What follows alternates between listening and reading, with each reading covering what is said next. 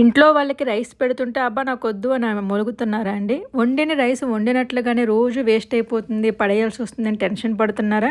నేనుండగా మిమ్మల్ని టెన్షన్ పడిస్తానో చెప్పండి. ఈ వీడియోలో చూపిస్తున్నట్టు చేసి పెట్టండి. ఎందుకు తినరో మనం కూడా చూద్దాం. సరేనా? హాయ్, హలో, నమస్తే, welcome back to Shailaja vlogs.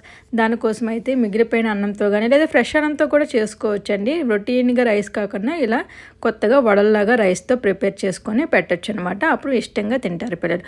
అన్నంలోని కొంచెం తరిగిన ఉల్లిపాయలు అండ్ 2 పచ్చిమిరపకాయలు, కొంచెం కరివేపాకు ఉంటే కొత్తిమీర కూడా వేసుకోవచ్చు. అందులోనే కొంచెం పసుపు అండ్ కారం అండ్ సరిపోయినంత శనగపిండి వేసి బాగా కలుపుకోవాలి. అందులోనే ఉప్పు అండ్ ధనియాల పొడి, జీలకర్ర పొడి కూడా వేసి బాగా స్మాష్ చేయాలి. యాక్చువల్లీ దీనికి వాటర్ అవసరం లేదండి, ఉల్లిపాయల వాటర్ సరిపోతుంది. మీకు ఇంకా టైట్గా ఉంది అనిపిస్తే కొంచెం యాడ్ చేసుకోండి. తర్వాత ఈ విధంగా గారెల్లాగా షేప్ చేసుకొని వేడి వేడి ఆయిల్లో వేసి ఫ్రై చేసుకుంటే రెడీ. Thanks for watching.